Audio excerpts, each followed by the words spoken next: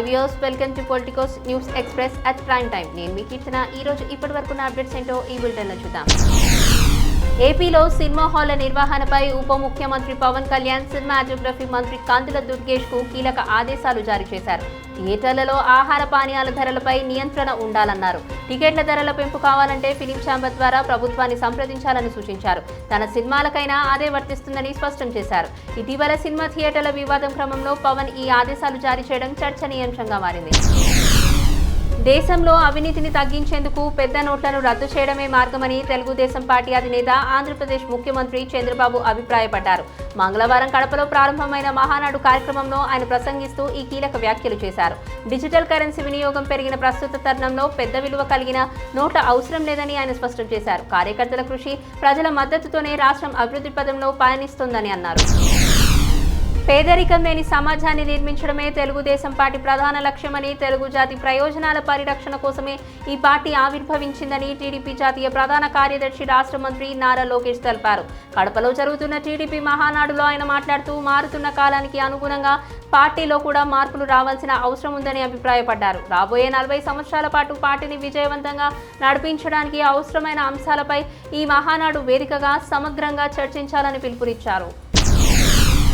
BRS MLC Telangana జాగృతి వ్యవస్థాపకురాలు కల్వకుంట్ల కవిత నేడు జాగృతి సంస్థ ప్రతినిధులతో సమావేశమయ్యారు. నగరంలోని బంజారాహిల్స్ లో ఉన్న ఆమె నివాసంలో ఈ భేటీ జరిగింది.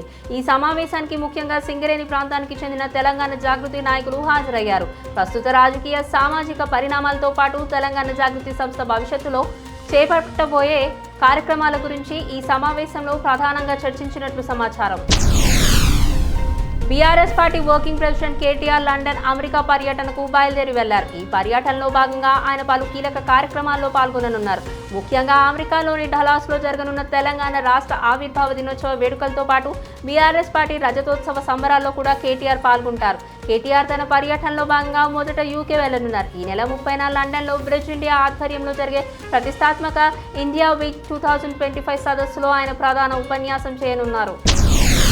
మేడిగడ్డ బ్యారేజ్ ఫెయిల్ అయిందంటూ నేషనల్ డ్యామ్ సేఫ్టీ అథారిటీ ఇచ్చిన నివేదికపై నిర్మాణ సంస్థ ఎలాంటి మండిపడింది. బ్యారేజ్ నిర్మాణంలో క్వాలిటీ కంట్రోల్ పాటించలేదనే ఆరోపణలు తోసిపుచ్చింది. ఎలాంటి సాంకేతిక పరీక్షలు నిర్వహించకుండా బ్యారేజ్ ఫెయిల్ అయిందని ఎలా నిర్ణయించారని ప్రశ్నించింది. ఈ మేరకు తాజాగా ఎలాంటి ఓ లేఖ రాసింది. మేడిగడ్డ బ్యారేజ్ పై ఎన్డీఎస్ఏ ఇచ్చిన నివేదికను పూర్తిగా తిరస్కరిస్తున్నట్లు తేల్చి చెప్పింది. భారత్తో నెలకొన్న అన్ని వివాదాలపై చర్చలకు సిద్ధంగా ఉన్నామని పాకిస్తాన్ ప్రధాని షెహబాజ్ షరీఫ్ ప్రకటించారు. కాశ్మీర్, ఉగ్రవాదం, జల వివాదాలు, వాణిజ్యం వంటి కీలక విషయాలపై చర్చించి శాంతియుత పరిష్కారం కొనగొనాలని ఆయన ఆకాంక్షించారు. ప్రస్తుతం 4 దేశాల పర్యటనలో ఉన్న షరీఫ్ టెహ్రాన్లో ఈ వ్యాఖ్యలు చేశారు. ఆపరేషన్ సింధూర్ అనంతరం ఇరు దేశాల మధ్య సరిహద్దులో కాల్పులు తీవ్రమయ్యాయి. కాల్పుల విరమణ ఒప్పందం కుదిరిన కొద్ది వారాలకే పాక్ ప్రధాని నుంచి ఈ ప్రతిపాదన రావడం గమనార్హం.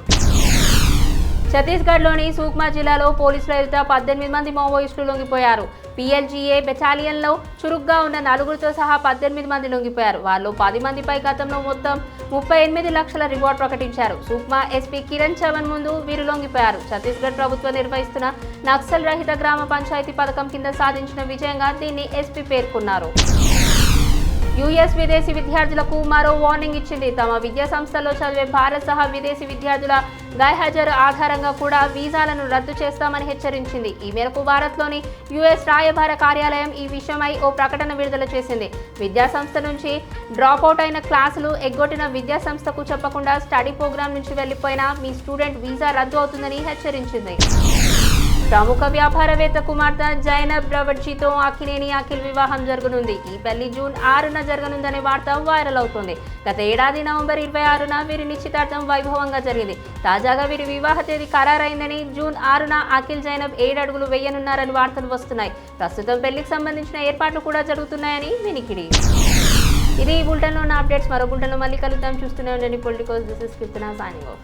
Please subscribe to the channel and download the Politicos app from the links in the description.